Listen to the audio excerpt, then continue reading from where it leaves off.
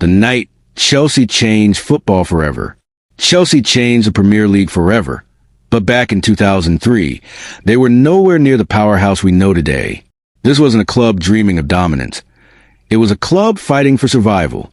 Chelsea were drowning in roughly £80 million of debt, struggling to pay player wages on time, and living season to season with no real financial security. Stamford Bridge wasn't a symbol of power back then. It was a reminder of how fragile everything had become. For Chelsea, the margin for error was gone. As the season reached its final day, everything came down to one match against Liverpool. One night, 90 minutes, no second chances. It wasn't just another Premier League fixture. It wasn't even just about pride or bragging rights. That game was effectively a playoff for the final Champions League spot, and with it, access to money, prestige, and relevance. Lose, and Chelsea's financial situation could spiral even further out of control. Win, and the club might just buy itself some time. What nobody inside the stadium knew was that this match was about far more than qualification. It was about the future existence of Chelsea Football Club as they knew it. While that drama was unfolding in England, somewhere else in Europe, a man very few football fans had heard of was quietly searching for a club to buy. His name was Roman Abramovich. At the time, he wasn't a global figure, and certainly not a household name in football.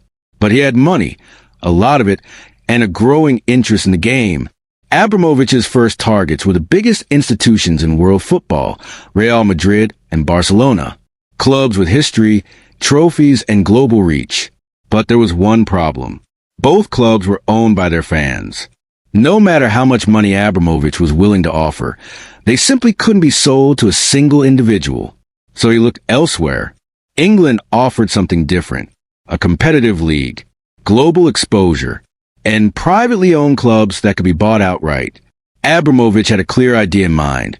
He wanted to build a super club, one capable of dominating domestically and competing at the very top of European football. But there was a non-negotiable condition. That club had to be in the Champions League. Back in England, Chelsea did what they had to do. They beat Liverpool 2-1, clinching that final Champions League spot. The players celebrated qualification. The fans celebrated survival. But in reality, that victory unlocked a chain of events that would alter English football forever. Soon after, Chelsea executives were told that a man named Roman Abramovich wanted to buy the club. Their reaction was confusion more than excitement. Who was he? A quick search revealed almost nothing. There were no headlines, no football connections, no public profile. They didn't even realize he was a billionaire. Chelsea's owner at the time, Ken Bates, who had bought the club in 1982 for just £1, didn't need convincing. After years of financial strain, he was ready to sell. They met at the Dorchester in London. The conversation was short. Within 20 minutes, Abramovich placed a £60 million cash offer on the table. No drawn-out negotiations. No back and forth. No complications. The deal was done. At the time, this was unprecedented. Every Premier League owner was British, or at least based in Britain. Abramovich became the first true overseas owner, and remarkably, almost no serious scrutiny followed. There were few questions about the source of his wealth, his motives, or his connections. Football was still catching up to the scale of money entering the game. His arrival was seen as part of a broader wave of Russian investment flowing into the UK, a wave that would eventually total an estimated £27 billion. Once Abramovich took control, the message inside Chelsea was immediate and unmistakable. He gathered the players and made it clear the standards were changing. Perform or be replaced. Loyalty meant nothing without results. And then the spending began. The Premier League had never seen anything like it. Manchester United held the previous transfer spending record at £58 million. Within 2 years, Chelsea had blown past that, spending £121 million. This was before financial fair play existed, and Abramovich had no interest in patience or balance sheets. While most clubs negotiated installments and payment plans, Chelsea paid in full up front. When West Ham quoted £6.6 million for Joe Cole, the money landed in their account almost instantly after contract was signed. Deals that would normally take weeks were completed in hours. Financially, Chelsea had stepped into a world of their own, but success didn't arrive immediately. Despite the spending, trophies remained elusive. Chelsea fell short in Europe, losing the Champions League final to Porto. It was a painful defeat, and for Abramovich, pain meant change. That same weekend, Porto's manager José Mourinho was relaxing on Abramovich's yacht in the French Riviera. It wasn't subtle. It wasn't accidental. Within days, Claudio Ranieri was gone. Mourinho arrived, introducing himself to English football as the Special One. Another £90 million followed. Didier Drogba, Petr Cech, Arjen Robben. This time, Chelsea weren't just spending. They were building something ruthless. Under Mourinho, Chelsea became a machine. Relentless, disciplined, almost impossible to beat.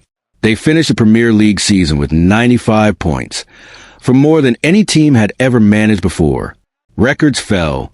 Rivals were left behind. The league had changed. Abramovich had achieved his vision. Chelsea were no longer chasing the elite. They were the elite. His philosophy was brutally simple. Failure was not an option.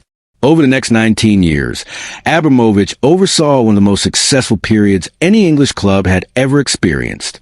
Chelsea won 21 major trophies, including 5 Premier League titles and 2 Champions Leagues. They became England's most successful club of that era, even while cycling through 15 different managers. But no story like this ends cleanly. Eventually, Abramovich was sanctioned by the UK government due to his connections, making it illegal for him to operate a business in the country. The club he had transformed was forced onto the market. An American-led consortium fronted by Todd Boehly stepped in. As part of the takeover, they conducted a deeper view of Chelsea's finances, and what they uncovered was troubling. Payments sent to offshore accounts, hidden fees paid to unlicensed agents, quiet arrangements made behind the scenes to complete transfers, deals involving players like Eden Hazard, Samuel Eto'o, and Willian were reportedly linked to these practices. Rather than bury the information, Boehly and his team went straight to the FA and handed over everything they found. An investigation followed, uncovering 74 separate charges between 2011 and 2016, right at the heart of the Abramovich era. The FA was left with a difficult decision: punish the club severely and harm owners who weren't responsible, or soften the consequences and risk backlash later. The most likely outcome? Heavy fines. And so Chelsea's story comes full circle. A club rescued by one night, transformed by unprecedented wealth, and still living with the consequences of the era that changed English football forever. If you enjoyed the story and want more football history deep dives and moments that shaped the modern game, make sure you subscribe to the channel for more football content like this.